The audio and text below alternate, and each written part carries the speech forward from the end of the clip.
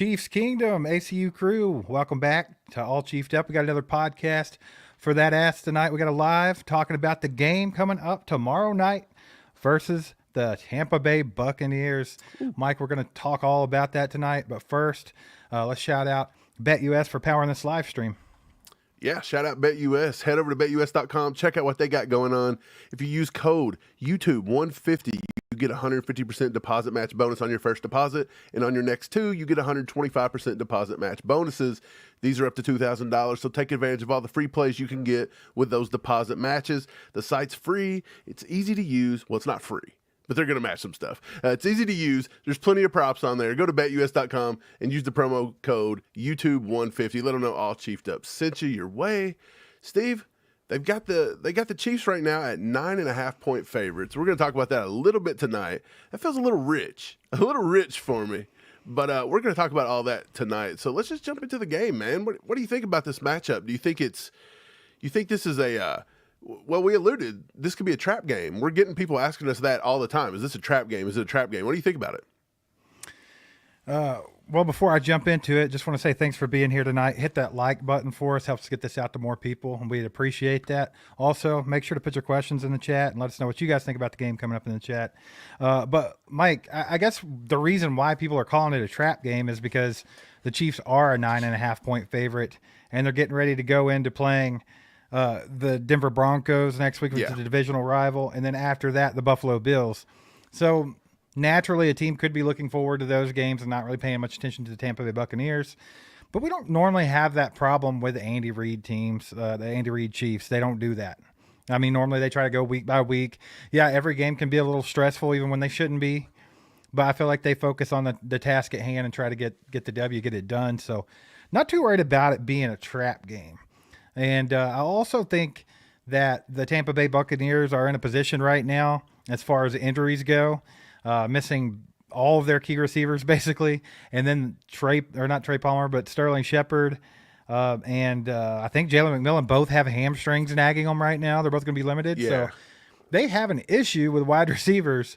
So they have a obvious weakness on the field, and our defense has been great. So I think there's a reason why the Chiefs are a 9.5-point favorite. Right. Well, we're looking at injuries. Again, the Chiefs, unless you've been under a rock, the Chiefs even the funny thing is we had a lot of injuries. The Chiefs go to heavy personnel to get through a few games. And then now we've taken a bunch of tight end injuries. You got Jody Fortson, and now you got Jared Wiley, both going on the IR with knee injuries.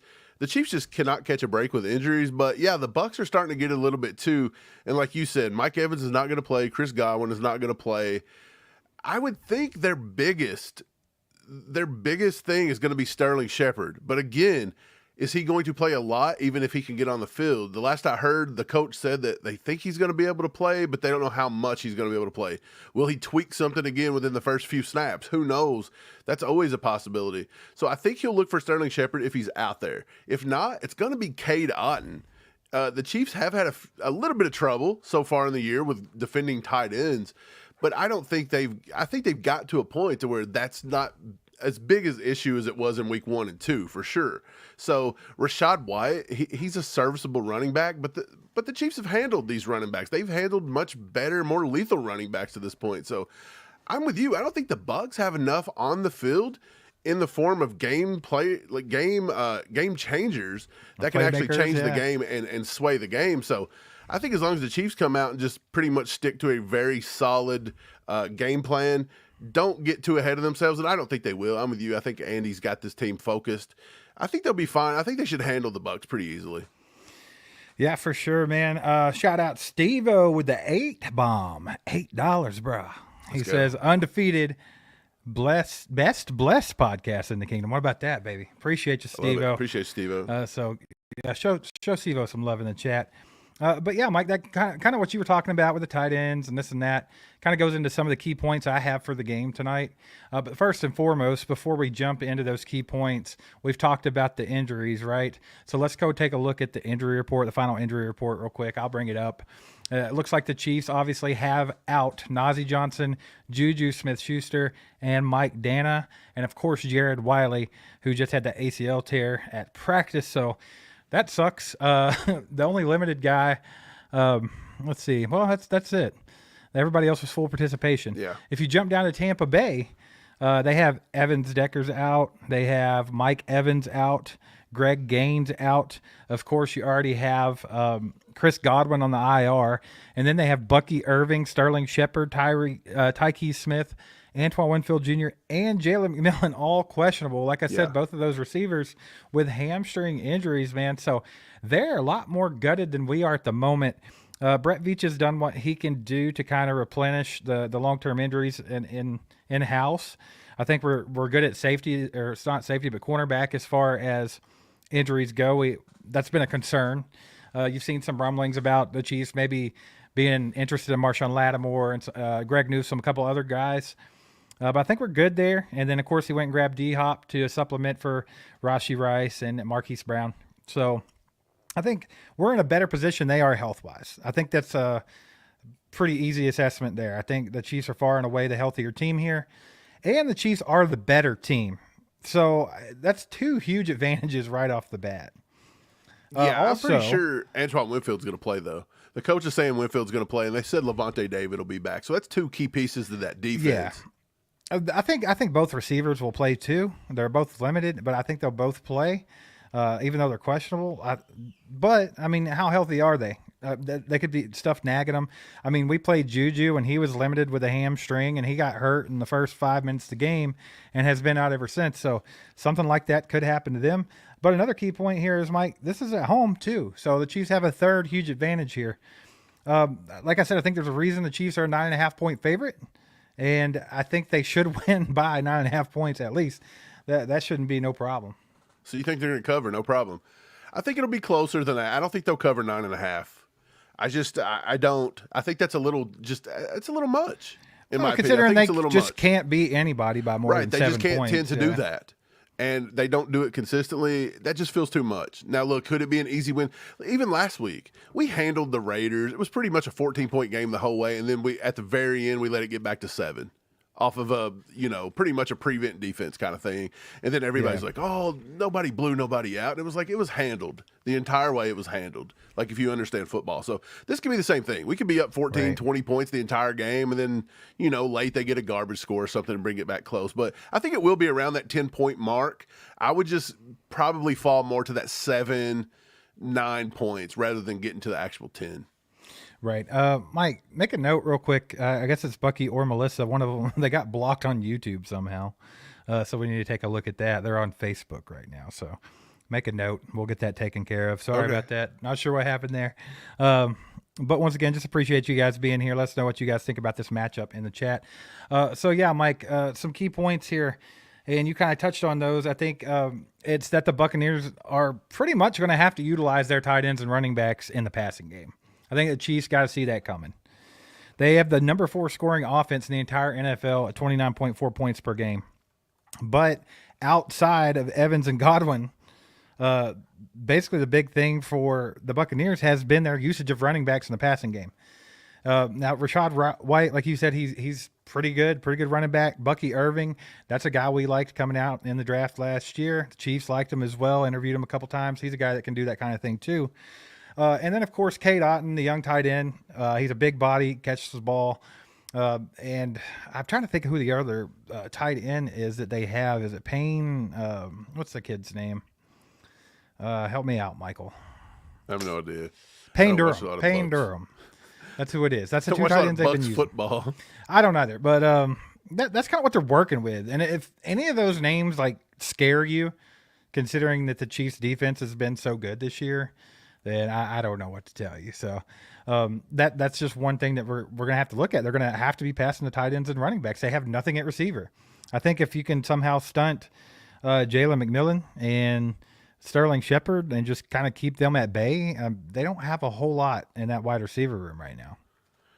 Yeah, I agree. I don't know if they have many weapons to score versus our defense, by the way. Our defense is literally the best thing that we've had. It's what's kept us in most of these games. Don't kid yourself there. Like, we're a defensive team at the moment. We have been. Right. And I just don't – look, Baker Mayfield's had a very good year. That team's bought into Baker Mayfield 100%. He found a home there in Tampa Bay when everybody was ready to write him off. So no disrespect for the Baker Mayfield. The dude balls out. Tampa is a good team. I think they're going to play tough. I don't see anybody coming in. We're always everybody's Super Bowl, man. It's just the way it is. They're going to come in. They're going to play tough. I don't care if they're putting, 11 backups on the field. They're going to play tough. So I just don't see how the Chiefs can physically just blow this one out. Now, look, if they get a couple defensive scores, it's very much possible. If Baker starts trying to press and throws a pick six, if he fumbles the ball, we get some defensive touchdowns. Maybe you get that special team, that coveted special teams touchdown, or a blocked field goal that we can return. Some kind of fluky way to make points. Yeah, we could get over that. But otherwise, I think it's going to be pretty close. It's going to be a hard fought. A lot of people keep thinking it's going to be like this, like air it out kind of thing, and I don't. I think it's going to be more of a grinded out kind of game with both teams, to be honest. I think we're going to end up getting Kareem Hunt involved a lot. I think we're going to have to win this one through Kareem Hunt, and I think we're going to have to win it through Travis Kelce. I think this is a good matchup for Travis Kelce. I really do. I think the Bucs are allowing I want to say like the third most yardage to tight ends, receiving yards, the third most catches, third most touchdowns to tight ends. So I think this is a good game for Noah Gray, Travis Kelce. I really do.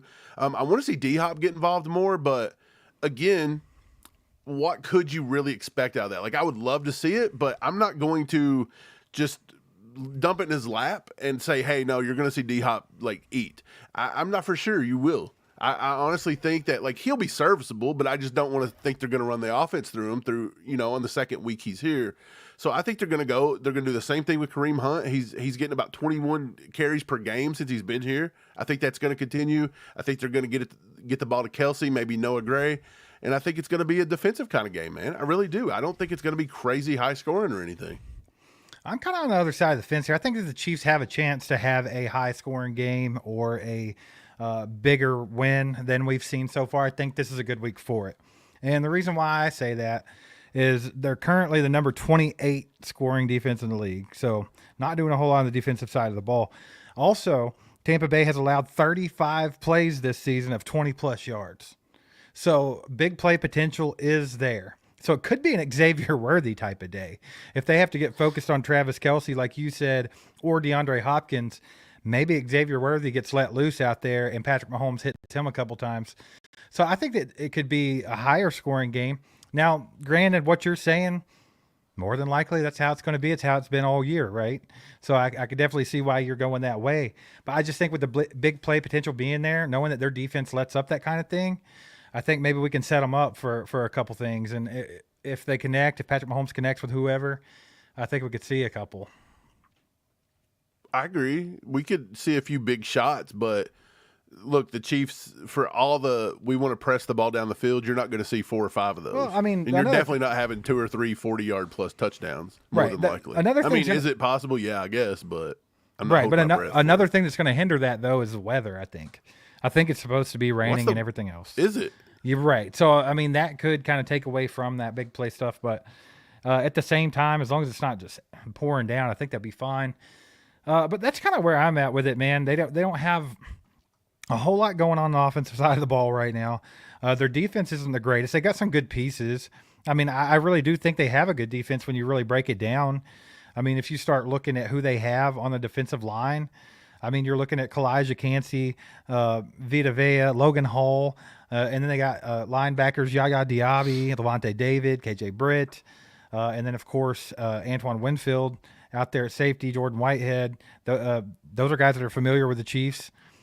Played them a few times now. So, I mean, I think they have a good defense. It's just they haven't been that great this year. I don't know what the deal is, but they've been letting up a lot of big plays. I think they'll generate some pressure. Mahomes, again, this offense, they've decided they're going to stick with Wanye, but it doesn't matter. If you went to Kingsley, Wanye, it doesn't matter. They're going to allow some pressure off that left side. They're just young. They're going to do it. So I think they're going to get some pressure. I think, Kalijah Cansey has the potential to get after it, but he's got a tough matchup going up against, our interior 3. Vita Vea is a big body to move. That's going to be a tough matchup for Creed, but I think Creed's well equipped to handle it. My thing is we probably will get Kareem Hunt the ball over 20 times. I would think so, in my opinion. Kareem's not averaging a lot of yards per carry. I want to say somewhere around that 3.4 yards per carry mark so far. So, I mean, he's not like set the world on fire with the yards per carry or anything, but I think it doesn't matter. Andy is still letting him run the ball, and he's not shying away from it. And that's been a positive, in my opinion, for Andy Reid in this offense. They've not shied away from running the ball, even when it don't seem to work in these big, gaping, 10, 20-yard chunk plays. They're still sticking with it. Right. Yeah, man. I'm going to go ahead and get to the chat just a little bit. Just a couple things I'm seeing out there. Someone actually said Chief Royal Hawks is 31-9 Bucs. That's crazy. Maybe he's really digging into his bag there. You see, he's got a gut feeling or something. That's pretty wild. I don't see the Chiefs losing this one, and if they do, it shouldn't be a blowout. Yeah, there we go. There we go. I see what you're doing here. Anyway, one of the other things that I wanted to talk about real quick, Mike, is just the offensive line in general. And like you said, they might be able to create some pressure on Patrick Mahomes. I just talked about the guys that they have that rush the passer. They're all good at it. You got Vita Vea in the middle. You got Kalijah Kancey. And then you have, what's his name? I always forget it. Logan Hall, the kid that we were wiped out of the draft a couple years ago. And then, of course, I got Yaya Diaby out there who's also great at rushing the passer as well. So they have guys that can do that, and we still have that problem over at left tackle. It's not gone away. Right. So if they can somehow exploit Wanya Morris, then, yeah, they're going to get pressure on Mahomes. They're going to get pressure on his blind side and kind of keep him with happy feet. You know what I'm saying? So I don't know. That's a thing that could happen. So that's something that we have to keep our eye on for sure. Just letting you know, Melissa, but I don't know which one of you all think that's got blocked, but neither is showing on our thing. I just went through 400 some names. Well, we got 400 people blocked. That's an extensive list. Yeah, but they're mostly, it's mostly like Bengals fans and just crap talkers and stuff. But yeah, it's not showing. So if you can give me a specific name and I can throw that in and look again, I don't care to look again, but it's not showing. Yeah, we'll figure it out. It'll be all right. Shout out to Hannah with the 5 bomb. What's up, Hannah? Good to see you. She says the Bucs will use tight end more in passing game with key receivers out. Agreed. We talked about that. Defense needs to shut that down and win. They've lost yards to tight end this year. That's true. I feel like they've been better against the tight ends in the last 4 or 5 games than they were the first 2.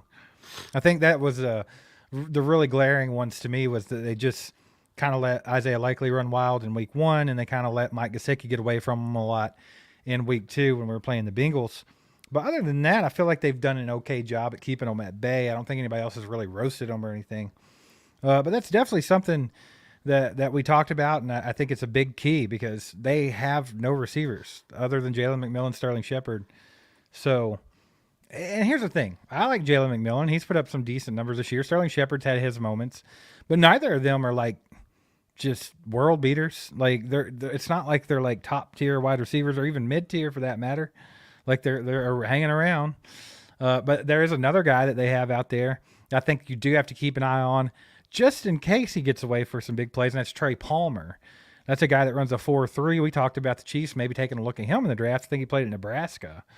And that kid was fast. So he's going to be on the field too because I think right now he's probably wide receiver number 3. And so he's going to be out there a lot too. You got to keep your eye on that kid too. So it's going to be interesting to see how the defensive backs do in this game. Obviously, I don't think they're going to take the team lightly, even though there's a lot of injuries. But I think you have to expect them to have a good game with Mike Evans not being there. That's just like a massive piece of that offense. Yeah. Sterling Shepard and Jalen McMillan are both battling hamstrings. So Right. even if they can get on the field just a little bit, you never know when that's going to flare up. So I would think they may try to play him. Bucky Irving's battling a toe. That's the rookie running back out of Oregon. He's fine. He may try to go. Who knows? I mean, if they're not completely ruled out, there's a very good chance that they'll try to put him on the field. That's just the way it works, man. Nobody wants to miss the Chiefs game. That's the Super Bowl. So they may be out there, but either way, if you're playing on Sterling Shepard, like, are we really scared of a 31-year-old wide receiver? Like, does that really scare you that much? Nope. I'm not for sure it does me. So to me, it's Cade Otton. That's the one guy you're probably gonna have to try to stop. I know, and he's not like the. And look, Cade Otton is not like the best weapon in the world here. Right. So I feel like they're pretty much depleted with losing Chris Godwin and Mike Evans. I mean, come on, that's your entire offense basically. When I really think about it, it's like Cade Otton's a decent option. He's not bad, and I kind of liked him too coming out the draft, but he couldn't even perform with Tom Brady as his quarterback. So, I mean, I'm not real worried about him and Baker just lighting it up. But appreciate the 5-bomb, Hannah. Thanks a lot. Y'all show her some love in the chat for supporting the channel. Once again, appreciate you guys being here tonight. A little pregame tailgate, if you will, for the Monday night game coming up tomorrow. Hit the like button for us if you haven't yet. Also, if you're on Facebook, hit the like button, share it out to your friends. Also, if you're watching on X, we appreciate that as well. Make sure to repost that out to your followers and help get the word out. And of course, shout out BetUS for sponsoring this live stream. So check them out at betus.com. But yeah, Mike, I guess we could go ahead and maybe get into some predictions, see what we got cooked up for that, because so far this year, it's like we just can't. You've had your finger on the pulse a little bit. You've been pretty close a lot of the games. I think mine's been a little bit sporadic. So I'm going to let you go first today. So let us know what your prediction is, and also who's getting that game ball. Well, I think it's going to look more of the same. I think it's going to be the same type of game we've been watching. I think it's going to be more of a grinded out kind of game. Mahomes is going to have flashes.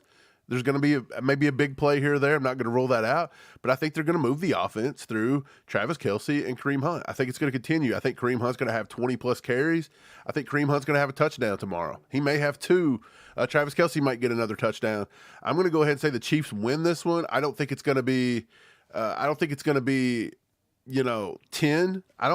9+, which is what you got to have to 10 to beat the spread. I just don't see it. I'm going to say the score's 27-20. I'm going to say 27-20, and if they get 20, it's a garbage. It's a garbage time. I think it can also it could be 27-13. It very well could be that as well. So somewhere around that 27-20 mark is what I'm going to say. And I'm going to give the game ball to Kareem Hunt. I think it's still Kareem Hunt's. It's his offense. We're running it through him right now, in my opinion. And on the defensive side, I think you'll see the defense play pretty well. I really do. I think it'll be another decent game from guys like Justin Reed. It'll be another, a good game from. I'm kind of curious how much we're going to see Josh Uche tomorrow. That's the one guy I want to watch, see what they do. Is it going to be another Cam Thomas situation where we think he's going to come play, and then they're like, hey, he's never going to play? I highly doubt that, but how much work do you think he'll get? I could see him maybe being on the field for 20, 25 plays, but maybe only getting the rush, maybe 10 to 15, just depending on what the play. I mean, they're not going to try to put him on the field during rundowns. He's not that kind of guy. Right. So, it's going to be, obvious pass situations, maybe third down kind of stuff. But I think Spags is going to have fun with him. I think the defense is just going to have a pretty good overall effort anyway. But, on the offense, I'll go ahead and say Kareem Hunt, game ball, 27-20. I like it. So, I'm going to say they get over 30. I'm going to go 31. I think the Chiefs will score 31 points because of that big playability against this team. I'm going to hope that it's not like pouring rain and it's not going to affect that. And we'll just say 31-17. I wanted to say 20, but I don't want to give them 20 points against Spags' defense. I think they've been excellent this year. I don't think they have anything going on offense, so I think giving them 17 is being generous. And yes, I know you can't really predict blowouts and stuff like that. It never works out that way. Last week I was giving the Raiders hell, and what happened? It ended up being a 7-point game. So it's like I don't want to do that, but I'm going to go 31-17 for those reasons. And I also think I'm going to kind of go out on a limb here. I'm going to give the game ball to DeAndre Hopkins in his second game with the Chiefs. I think after he got out on the field and just got a little acclimated, I think Patrick Mahomes also realized from watching game tape and stuff like that, like he's doing a lot of work, and man, he's open a lot. He missed him on a lot of things. I think he's going to start looking to him more than we saw last week. And I also think against this defense, DeAndre Hopkins is going to be able to eat. So I would like to see him at least get one touchdown in this game. And it'd probably be for over 80 yards receiving, maybe even a hundo. And I'll give him the game ball. Okay. Well, that's wild. He goes out to the wide receiver one, baby. Let's do it. Sam Ellison says, how much Peyton Hendershot should we expect with the recent tight end injuries? Hendershot is going to be the third tight end. I just don't see him using him very much. He's going to be used primarily on special teams kind of stuff. I'd be surprised if he runs more than 5 offensive plays tomorrow. Yeah. Now, I could be completely wrong. I've been wrong a lot in my life, but I would say it's somewhere, not a lot of offensive stuff. I think it's a lot of special teams kind of stuff. I mean, how much have you seen Wiley out on the field before he got hit? Yeah, he don't run much either. Yeah. Flapjack with a 2-bomb. He says big D go, energy baby. in the house. Yeah, I think the defense is going to be good tomorrow. I mean, again, we've talked about the Bucs. They're completely depleted. But also, doesn't this feel like a game that maybe the defense kind of, just gets a little lackadaisical here and there and lets up a big play or something? You never know. I don't know. Josh in the chat says he thinks it's a Chris Jones game, so we'll see about that. Appreciate the 2, Flapjack, by the way. I had a question, though, bringing up the Chris Jones game kind of thing. Mm-hmm. Chris Jones has been rushing from the outside a lot more this year. But if you notice, he's not been getting home. Do you think that's another key reason they went out and grabbed Josh Uche? Because Chris Jones is not being as effective from the defensive end position as he usually has been. Yeah, I mean, potentially. I would love to see the numbers on that. I might dig into that tonight. Yeah, do that, I guess, and see if there's anything to it. But I think that they're always trying to get Chris Jones in the best matchup they can get him. So I think whether that's on the inside or the outside, that's just what they do. Where is he going to get double teamed less? Where does he have the best matchup? Where is he winning at? I think that's kind of what they go by, and I think that varies from game to game.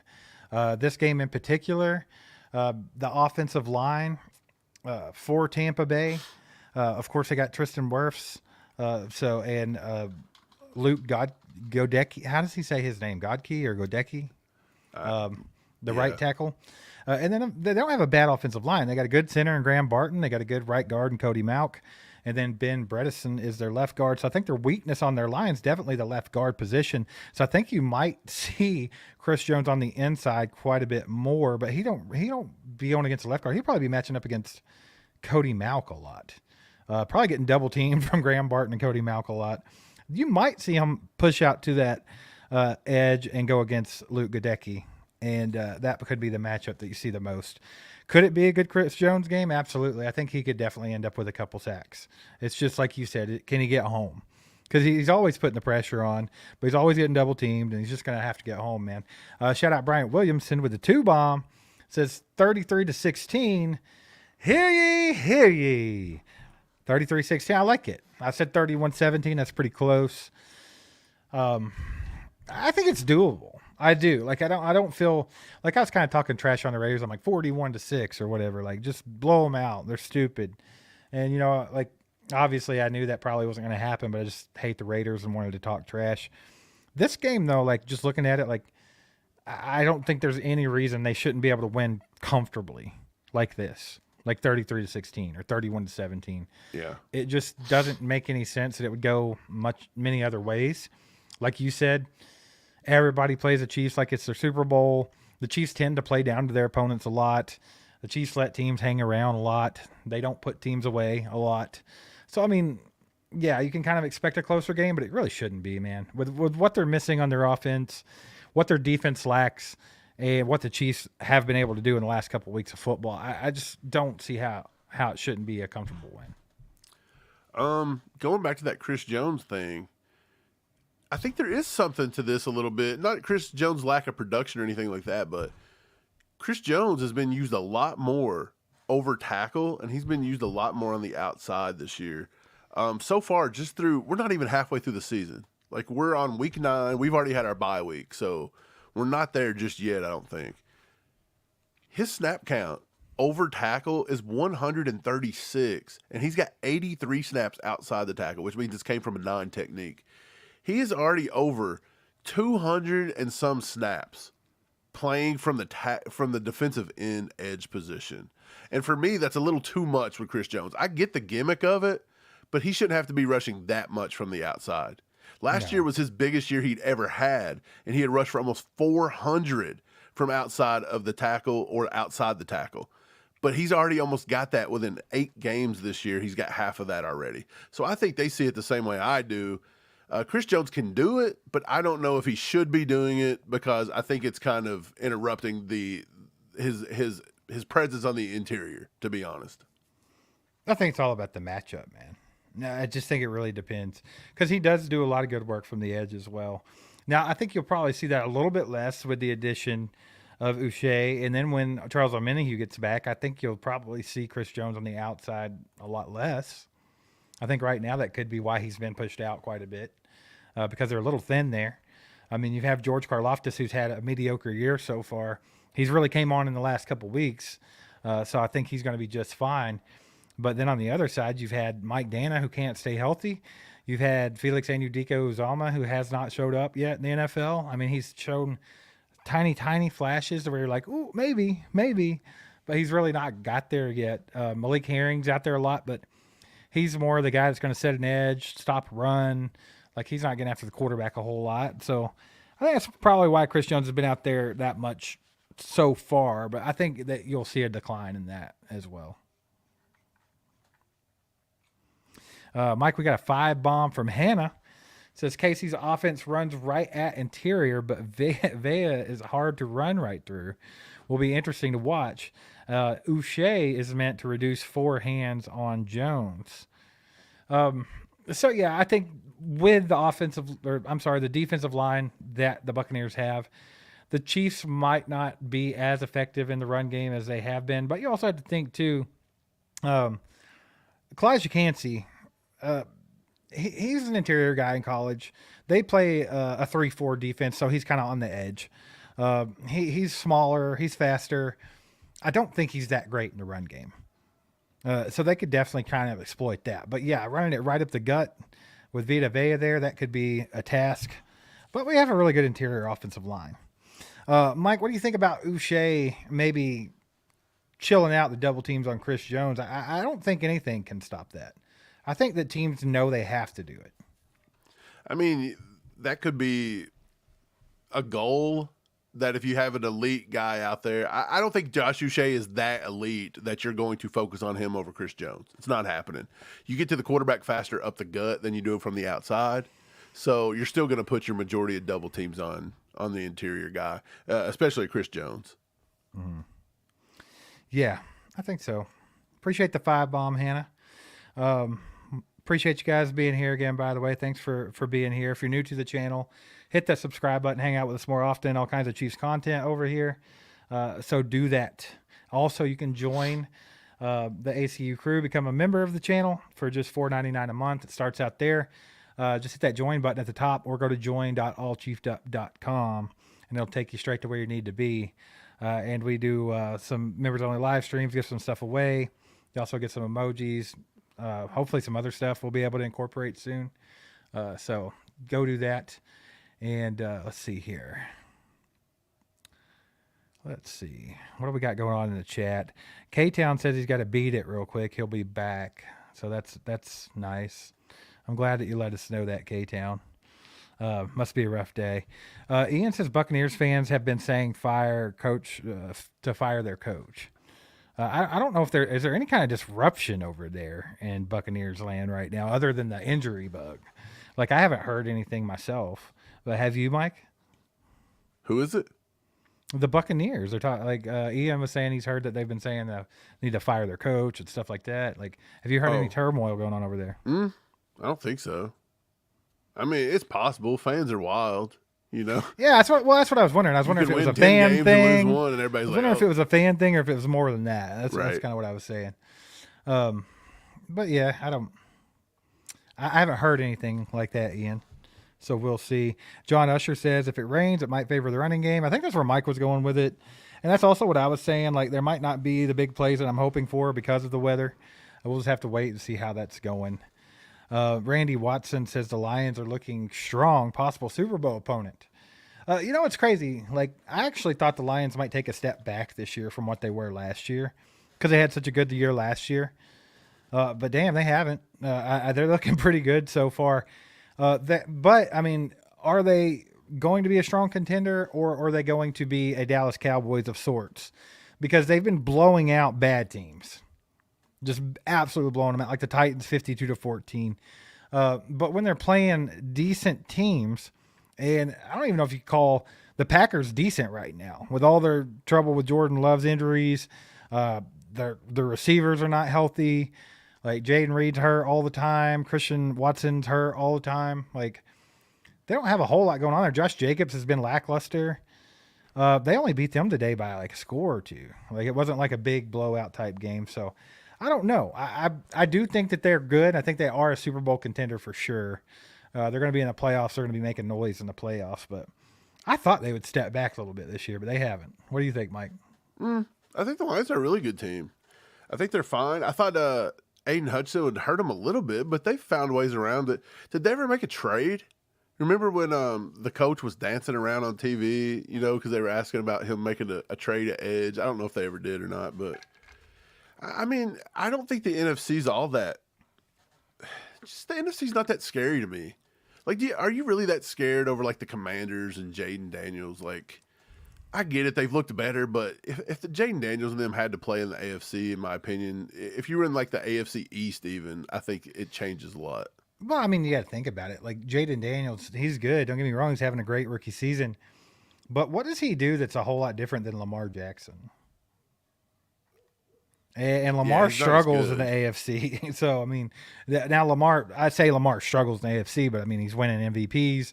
He's putting up great numbers. He's really good. His team was the 1 seed last year, but at the same time, they have their issues. They have problems in the playoffs, and a lot of people think Lamar can't get them over the hump. So, I mean, that's kind of where I'm going to put Jaden Daniels. I don't see him being any better than Lamar Jackson in his career. So, I'm not super scared of the Commanders. But the NFC, I mean, really, they've kind of been owned by the 49ers for a few years now, probably last 6 years. Since Patrick Mahomes has been in the league starting, it's kind of just been San Francisco 49ers world over there in the NFC. This year, they've had their fair share of injuries, and they haven't looked great at times, but they're still a strong team. I think at any given time, the 49ers, if healthy enough, could knock off the Lions. You know what I'm saying? I don't think that's even a question. So, I don't know. We'll see. We'll see how that all plays out. Let's see. Don Peterson said, let's do a poll on how many times he's beat it today. Okay, Town. Should we do a poll? I think this is at least the 3rd time, right? Who? You missed the comment earlier. Never mind. What? Some dude said he had to go beat it real quick, and someone was saying we should do a poll on how many times it's been today. Jeez. I guess, it's not been like the most exciting week of football. Like the Chiefs are playing the Buccaneers. It's not like a huge game. It is a Monday night game, so that's fun. It also throws things off a little bit as well. But, I mean, it's funny because for the Chiefs to be undefeated right now, it's like Chiefs Kingdom's been pretty quiet. Like, and maybe that's just like a content kind of thing. Like, hell, we're undefeated. We haven't lost. Nothing crazy is going on. The most exciting thing that's happened this season is that I'm trading for D-Hop. And the thing about it is that really that exciting because the only reason we had to do that was because all of our good players are getting hurt.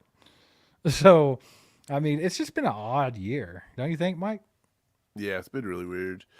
It's felt like, I don't even know. It's felt like football, it took forever to get here. And then once it got here, it feels like it's going by pretty quick. But it just doesn't feel like, it just feels strange. Like we've had so many injuries to deal with, and like it just doesn't seem like we've seen the full Chiefs team the way we wanted to see it or the way we were told we were going to see it this year. Even the way Andy, forced the ball. We're going to get to see it. We finally get to see Pat with some playmakers. We've never got to see it. And then it's like every week is like, are they going to make a trade? And Brett Veach has been very, very active so far. But it's just one thing after another to the point where it's just like, I feel like a lot of fans are just having a little bit of like it's almost like a shell shock or something up to this point. It's very strange. It has been pretty weird, but I think everybody will get a little more excited now. I mean, baseball's completely over with. The weather is getting colder. Daylight savings time. It was dark at like 5:30 today. Like, I think it's officially full on football season. I think we'll see people starting to get more and more excited as that goes. Chief KT with a 2-bomb says the Lions won by 1 and we had no Kelsey and no Jones. True. That was last year. And they also had a 12th man on their team named Kadarius Toney. So the Chiefs last year were a better team than the Lions, even though they lost to them. I'll say that. No doubt about it. I mean, who was the champions and who wasn't? But this year, I do think you have to give the Lions some credit where credit's due. They have gotten even better. Like they're continuing to get better. And I think the Chiefs are doing the same thing. Even though with the injuries and everything, just being able to go get DeAndre Hopkins and what they've been able to go get Kareem Hunt, stuff like that. Pacheco going to be back at the end of November, possibly. Same with Charles Omenihu. Went and got Uche. I think we're the best all-around Chiefs football team that Patrick Mahomes has had so far. So I think you could say the Chiefs are getting better too. Have they shown it yet? Yes and no. I mean, they haven't lost a game. So that says something. They haven't done it in like dramatic fashion. They haven't been like just dominating teams.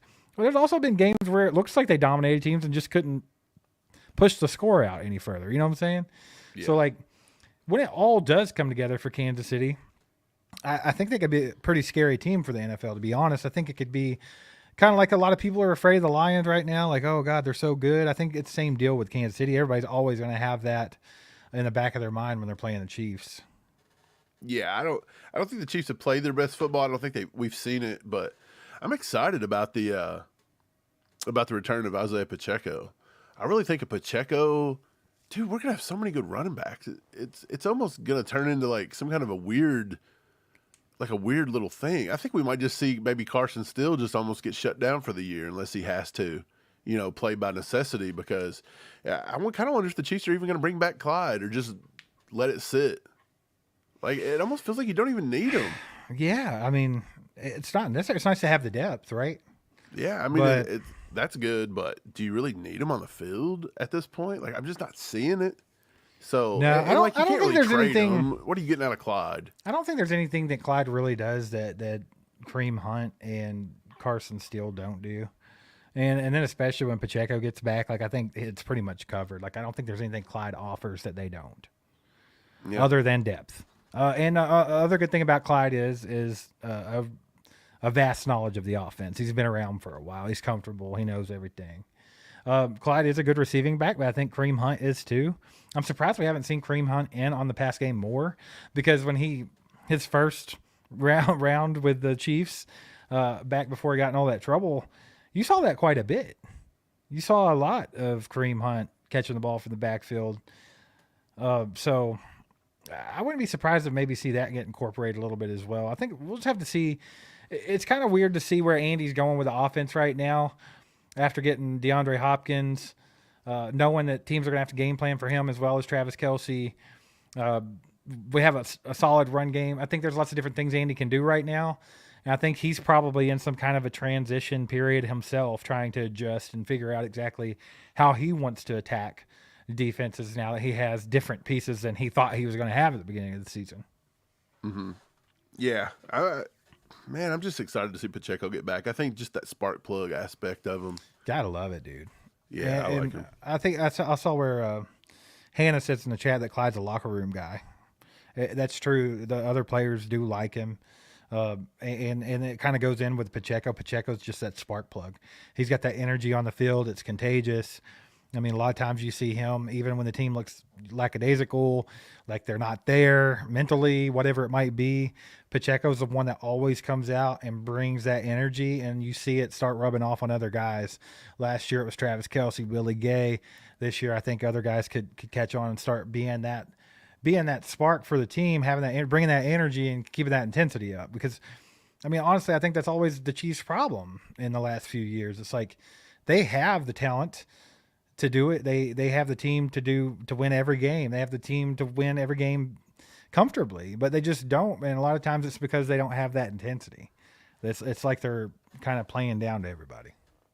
I think they'll get it together. To me, it's just, we do tend to play down to our opponent a lot, but sometimes I feel like it's because the opponent plays up to us so much. I think it's definitely a meeting there in the middle. Well, I think it could be like a shock factor. So, like, I don't know how to explain it. Have you ever played like golf against somebody that's not very good, right? But they come out and they're playing great. But when there's something on the line and then you notice like they're just playing out of their mind and you're like, Right. it's not letting up, it's not stopping. It kind of gets in your head a little bit and you start making more mistakes. And then I feel like it's like that. So when a team just always wants to play at a tough, level versus us, and then the Chiefs are like, this team's supposed to be depleted.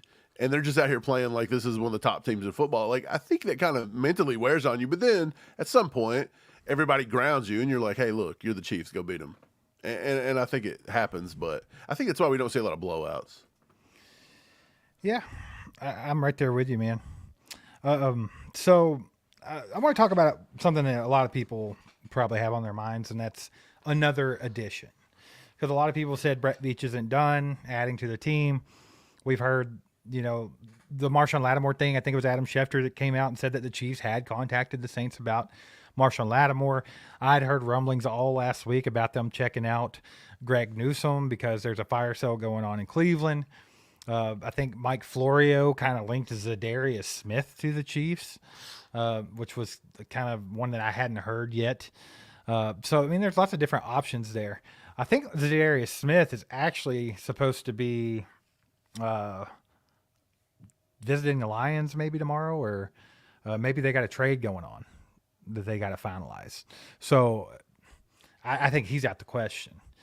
But what do you think? Do you think the Chiefs are going to add anybody else, Mike? I know we've talked about this a little bit, but now that we've had some time to let that marinate and see kind of what's going on, do you think they add a corner? Do you think they add another receiver or something like that? Or do you think they just kind of stay where they're at?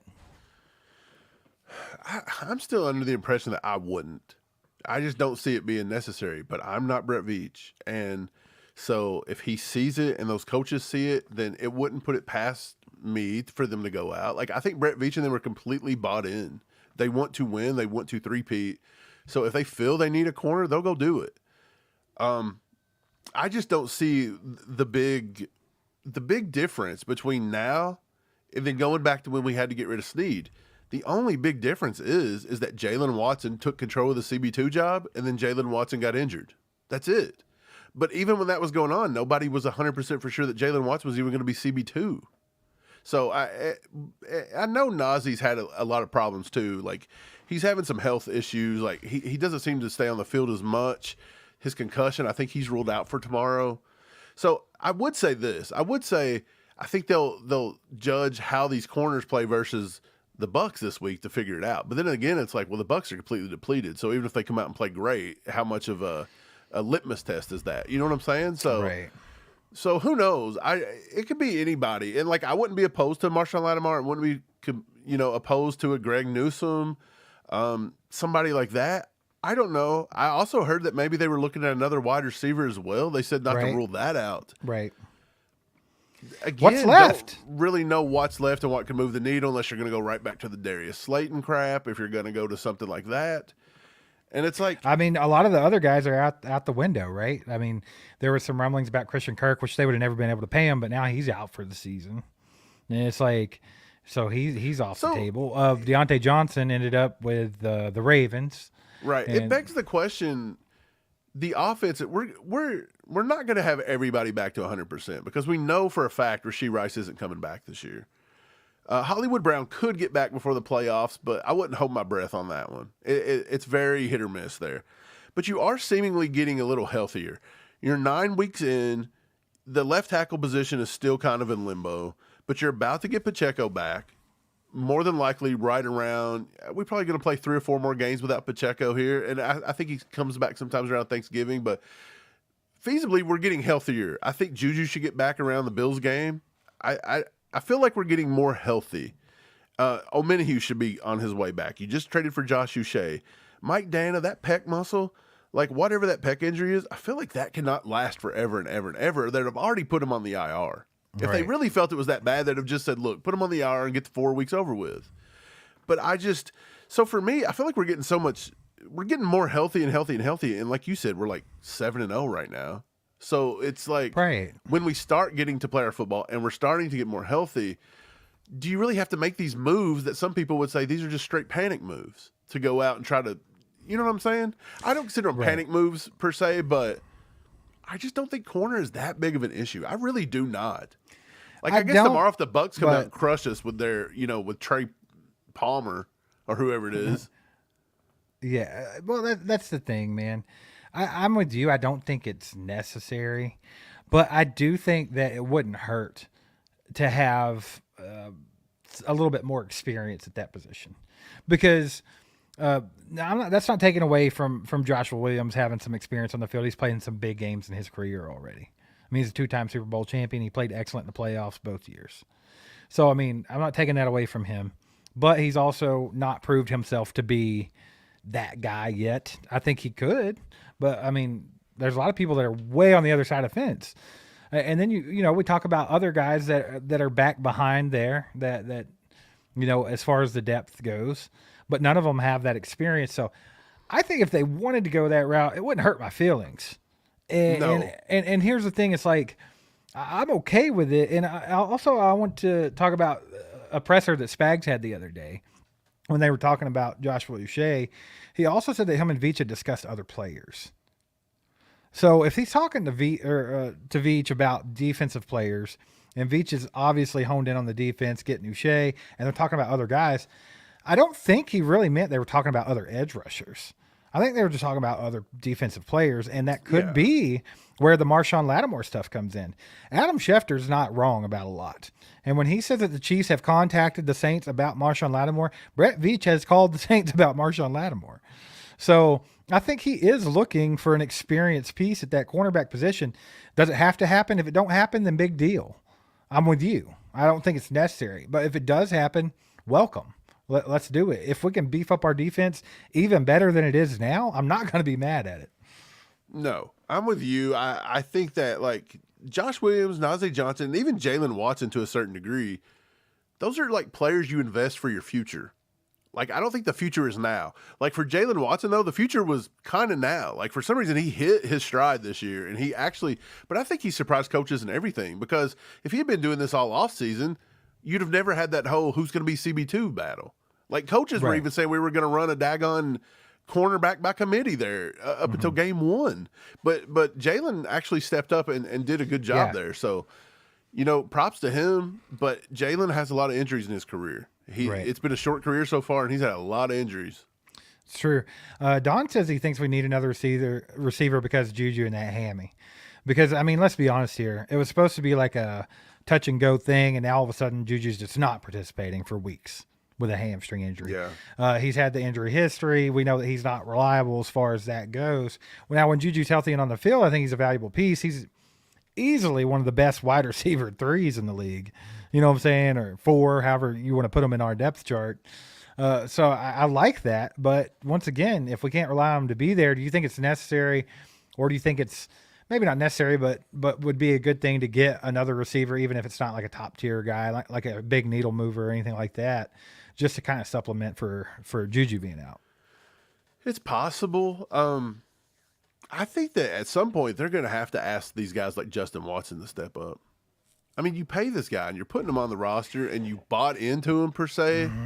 You know what you got there. I mean, what about McCole Hardman? Don't they have to ask him? That's what I'm saying. Like, at some point you're just going to have to go with what you got. You can't just go get, like, we've made more moves this year than I ever thought Brett Veach was going to make. Yeah, we have. I'll give you that. So is it crazy to think he's just going to keep going? Like, hey, let's just get another receiver. Let's get a corner. Let's go do this. It's like, he's not going to retool the whole roster at the trade deadline. So no, but I do think he's always looking, and I don't think it would be a bad thing to make the team better. I just don't. So as long as it's like, Veach is not going to do anything that hinders, signing players back. He's not that guy that goes out and just John Dorsey's the hell out of the salary cap and puts you in salary cap hell. That's not what Veach does. So if Veach can make it make sense and we can make the team better, then I'm all for it. Hannah with the 2 bomb says, watch Veach make an announcement at 4 a.m. on Tuesday. Would not doubt that. Would not doubt it. Brett Veach, that'd be something crazy. He's going to be celebrating the damn win tomorrow night at the strip club, Mike. He's not going to sleep. And then right before he goes home, he's going to be like, you know what? Let's get a deal done so I can take a nice long nap. He's only got till Tuesday at 4 p.m. I know. So he's got to get it done pretty quick. I I think it could happen. I mean, Well, I wouldn't be kind of surprised. felt like this. A lot of people were saying if the Saints lost today, Lattimore would be gone. But look, if the Saints had won today, did it make that big of a difference? I don't think so. I don't either. So I feel like if Lattimore was coming, I honestly feel like they would have just probably kept him out of the game today. The same way Uche did last week. Right. Because if they would have had something that close to being I in don't play, think that. I don't and think he'd so. have went out there and hurt himself. I'm with you. I don't think there's anything close because of that. I'm right there with So you. you've literally got tomorrow, and they've got to get it done pretty quick. We'll see what happens. We'll see. Peter Ortiz with the 5 bomb. Appreciate you, Peter. He says, another corner is like having insurance. It's nice to have if you need it. That's where I'm at. Like I said, we have decent depth there, but when you look at what depth we have, it doesn't come with the most experience in the world. So being able to land a guy like a Lattimore or even Greg Newsome or somebody like that, like I said, I wouldn't be mad at it at all. So I think it would be a good thing to make our defense even better. They've had a great year already, but appreciate the 5, Peter. Thanks for the support, my man. Yeah, appreciate you, man. Yeah, but just back to it real quick. Once again, appreciate you guys being here. We're going to be here for a little bit longer tonight. So if you have any questions, throw those in the chat. But let's jump back to the matchup tomorrow night, since that's what this is all about. Tailgate for the Buccaneers game, the Monday night game in Arrowhead. I'm sure all the Chiefs fans are happy. I saw in the chat where Richie said he's going to be at the game.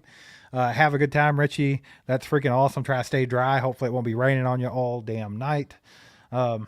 But yeah, I think you said it was a 9.5 point spread. I think the Chiefs should cover it. I don't think it should be a problem. There's just not enough on this offense for the Buccaneers to compete with our defense, in my opinion. I just don't see them putting up enough points to win. Now, the Chiefs struggling in offense their own, that's just something that can happen at the drop of a hat, and maybe it stays close because of that. But I don't see it, man. I think they're steadily improving. Mahomes is getting out of his funk slowly but surely. I'm sure there might be a fluke interception here or there where a ball gets batted or bounces off somebody's head or something ridiculous, because that just seems to be happening to Mahomes this year. But I'm not real worried about this game whatsoever. I'm not. Maybe I should be. Maybe I shouldn't take it lightly, but I just don't see – I don't see a route for the Bucs to win the game unless it's a complete meltdown by the Chiefs. I think the Chiefs would have to beat themselves. Yeah, I don't think the Bucs have enough to win it, especially knowing that it's at Arrowhead, the crowd noise, all that stuff. I feel like the Chiefs fans are going to be pumped up. I feel like Mahomes and them are going to want a good game. It's basically like they played a bye week. It feels like they've been, off for like 10 days. I don't know how many it's been, but it just feels like forever since our last game. It really does. So they should be nice and rested. They had a good week of practice. No huge injuries to speak of this week. You should have D-Hop a little more,